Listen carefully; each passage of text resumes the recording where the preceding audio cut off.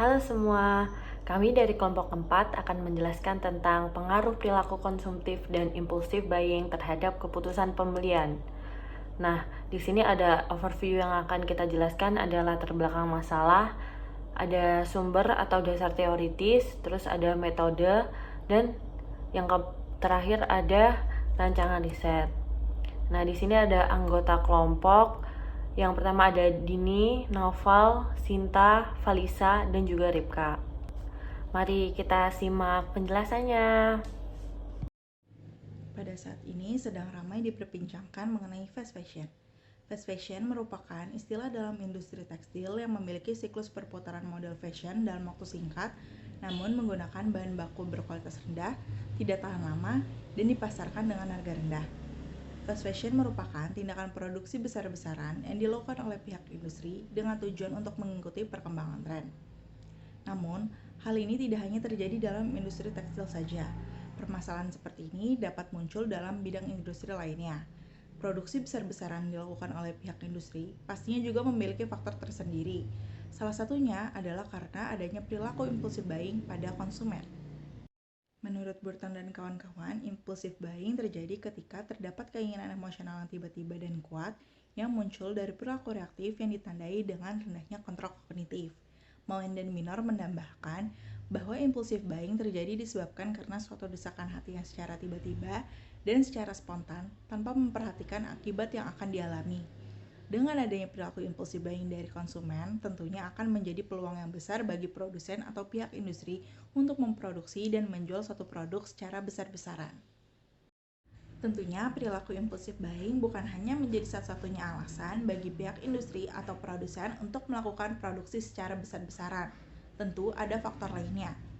Namun, bagaimana jika produk yang sudah diproduksi ini tidak terjual sesuai dengan apa yang diharapkan produsen?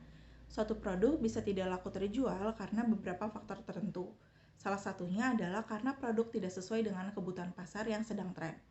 Produk yang tidak mengikuti tren terkini memiliki kemungkinan untuk sulit diminati oleh konsumen karena produk tersebut tidak sesuai dengan kebutuhan konsumen baik dari segi fungsional maupun emosional. Sehingga hal ini menyebabkan produk yang sudah diproduksi tidak laku terjual. Lalu, apakah produk tersebut dibiarkan begitu saja atau justru dibuang oleh pihak produsen? Lantas, bagaimana solusi yang tepat untuk mengatasi hal tersebut? Sumber atau dasar teoritis dari topik ini yang pertama adalah teori perilaku konsumen pembeli. Menurut Ancok, tahun 1995 menjelaskan secara lebih spesifik bahwa perilaku konsumtif adalah perilaku individu yang dimana tidak dapat menahan keinginannya untuk membeli barang yang tidak dibutuhkan tanpa melihat fungsi utama dari barang tersebut. Definisi tersebut menunjukkan bahwa individu yang berperilaku konsumtif akan cenderung membeli barang berdasarkan keinginan daripada kebutuhan. Menurut Sumartono tahun 2002, bahwa perilaku konsumtif adalah aktivitas membeli suatu barang dengan pertimbangan yang tidak masuk akal dan tidak berdasarkan pada kebutuhan. Individu dalam melakukan pembelian lebih mementingkan faktor keinginan atau want daripada faktor kebutuhan atau need. Baik, untuk teori yang kedua, ada impulsive buying. Mukhnisa dan Sulaiman pada tahun 2020 mengartikan impulsive buying sebagai suatu aktivitas pembelian yang dilakukan secara cepat ataupun spontan, tidak rasional, dan tidak terencana, dan disertai dengan konflik mental dan dorongan emosional untuk melakukan pembelian yang kuat. Loudon dan Bita pada tahun 1993 menjabarkan 4 tipe dari impulsive buying. Yang pertama ada pure impulse, ada suggestion impulse, reminder impulse, dan planned impulse. Pure impulse adalah proses pembelian yang dilakukan tanpa melakukan pertimbangan, sedangkan suggestion impulse adalah sebuah pembelian dengan mempersepsikan bahwa suatu saat akan memerlukan barang tersebut. Adapun reminder impulse merupakan proses pembelian spontan ketika teringat stok barang sudah perlu untuk dibeli. Dan yang terakhir adalah planned impulse. Planned impulse adalah proses pembelian dilakukan ketika ada potongan harga atau sebuah diskon. Berdasarkan masalah dan latar belakang yang telah dipaparkan, kami merancang sebuah penelitian di mana metode penelitian tersebut terdiri dari yang pertama, desain riset. Desain riset ini kami akan menggunakan penelitian dengan jenis penelitian kuantitatif korelasional, di mana melalui penelitian kuantitatif korelasional ini, kami akan menelusuri dan menguji bagaimana pengaruh perilaku konsumtif dan impulsive buying terhadap keputusan pembelian konsumen pada produk fast fashion menggunakan data yang dikumpulkan dari kuesioner yang akan disebarkan kepada sampel penelitian dengan metode penelitian kuantitatif korelasional tadi. Selanjutnya, populasi dari penelitian ini adalah konsumen berusia 18 hingga 40 tahun yang sering membeli produk dari brand fast fashion. Dikarenakan jumlah populasi tidak diketahui, maka penentuan jumlah sampel dilakukan menggunakan software G-Power, di mana dari perhitungan software G-Power tersebut didapatkan jumlah sampel minimum sebanyak 150 subjek.